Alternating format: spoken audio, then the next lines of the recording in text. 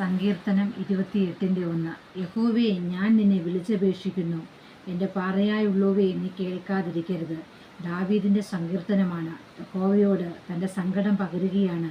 തന്നെ കൊല്ലുവാൻ വരുന്ന ശൗലിൻ്റെ കയ്യിൽ നിന്ന് പ്രാണരക്ഷാർത്ഥം ഓടി ഒളിക്കുന്ന ദാവീദ് ഫെലിസ്ത്യരോട് പടവെട്ടി അവിടെ ജയിക്കുവാനിടയായി.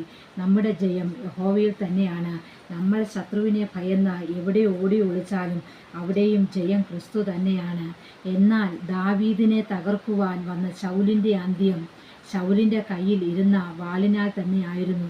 2 ശമൂവേൽ 3:1 പറയുന്നു, ശൗലിൻ്റെ ഗ്രഹവും ദാവീദിൻ്റെ ഗ്രഹവും തമ്മിൽ ദീർഘകാലം യുദ്ധം നടന്നു.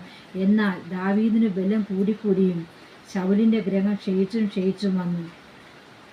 യുദ്ധം യഹോവയ്ക്കുള്ളതാണ്. നമ്മുടെ കൂടെ വസിക്കുന്ന ഒരു വ്യക്തി അല്ലെങ്കിൽ നമ്മളുമായി ബന്ധമുള്ള ഒരു കുടുംബം, അവർ നമ്മളെക്കാൾ ഒരു പടി ഉയർച്ച ഉണ്ടാകുന്നു എന്ന് കാണുമ്പോൾ നമ്മളിൽ ഉണ്ടാകുന്ന പെരുമാറ്റം അവരെ വേദനിപ്പിക്കുന്നതാണ്. നമ്മളിൽ നിന്ന് പുറത്തു വരുന്നത് അവരുടെ തകർച്ചയ്ക്ക് നമ്മൾ കാരണക്കാരായി മാറുന്നു. ഈ ലോകം തരുന്ന ശിക്ഷയേക്കാൾ ഏറ്റവും വലിയ ശിക്ഷ നമ്മളെ തേടിയെത്തും. അതിനെ തടുക്കുവാൻ ഒരു വ്യക്തിക്കും കഴിയുകയില്ല.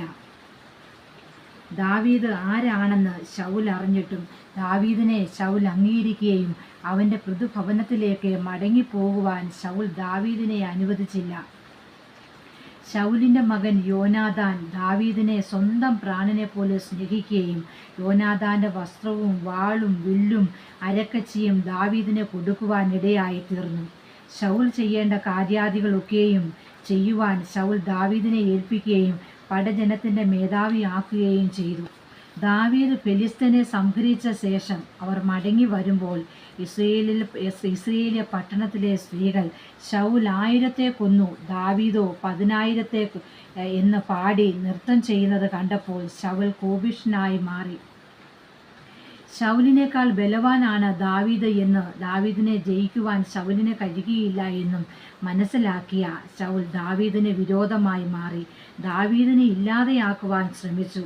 ബാലനെങ്കിലും തടിമിടുക്കില്ല എങ്കിലും ആൾവലിപ്പ് ഇല്ല എങ്കിലും ദാവീദിന്മേൽ യഹോവയുടെ ശക്തി ഉണ്ടായിരുന്നു.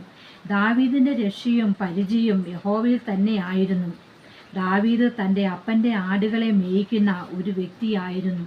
പല സന്ദർഭങ്ങളിൽ തൻ്റെ ആടുകളെ കടിച്ചു കീറുവാൻ, അതിനെ തിന്നുവാൻ സിംഹവും കരടിയും ഒക്കെ വരുമ്പോഴും തന്നെ തൻ്റെ അപ്പൻ കൈകളിൽ ഏൽപ്പിച്ച ആടുകളെ കാട്ടുമൃഗങ്ങൾക്ക് വിട്ടുകൊടുക്കാതെ ദുഷ്ടമൃഗങ്ങളിൽ നിന്ന് തൻ്റെ ആടുകളെ രക്ഷിക്കുവാൻ ദാവീദിന് യഹോവ ബലവും ധൈര്യവും പകർന്നു കൊടുത്തു.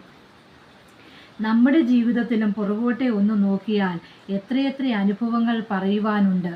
കരടിയും സിംഹവും ചെന്നായും ഒക്കെ വായ് പിളർന്ന് നമ്മളെയും നമ്മുടെ കുടുംബത്തെയും വിഴുങ്ങുവാൻ വന്നപ്പോഴും നമുക്ക് ഒരു പോറൽ പോലും വരാതെ ദുഷ്ടൻ്റെ വായെ അടച്ച് നമുക്ക് വേണ്ടി അത്ഭുതം പ്രവർത്തിച്ചവൻ നമ്മുടെ യഹോവ തന്നെ. അവൻ നമ്മുടെ ക്രിസ്തുവാകുന്ന പാറയാണ്, ഉറപ്പുള്ള പാറ. അവനിൽ ആശ്രയിക്കുക, അവനിൽ ശരണം പ്രാപിക്കുക. അവനിൽ മാത്രമേയുള്ളൂ രക്ഷ. യഹോവ ദാവീദിനെ സകല ശത്രുക്കളുടെ കയ്യിൽ നിന്നും ശൗലിൻ്റെ കയ്യിൽ നിന്നും വിടുവിച്ചതുപോലെ യഹോവ നമ്മുടെ പക്ഷത്തുണ്ട്. ഒരിക്കലും നമ്മുടെ ശത്രുവിനെ ഭയപ്പെടേണ്ട. അവൻ നമ്മുടെ അരികിലുണ്ട്. രക്ഷകനായി തന്നെ അവനിൽ ആശ്രയം വയ്ക്കുക. ദൈവം സഹായിക്കട്ടെ. ആമേൻ.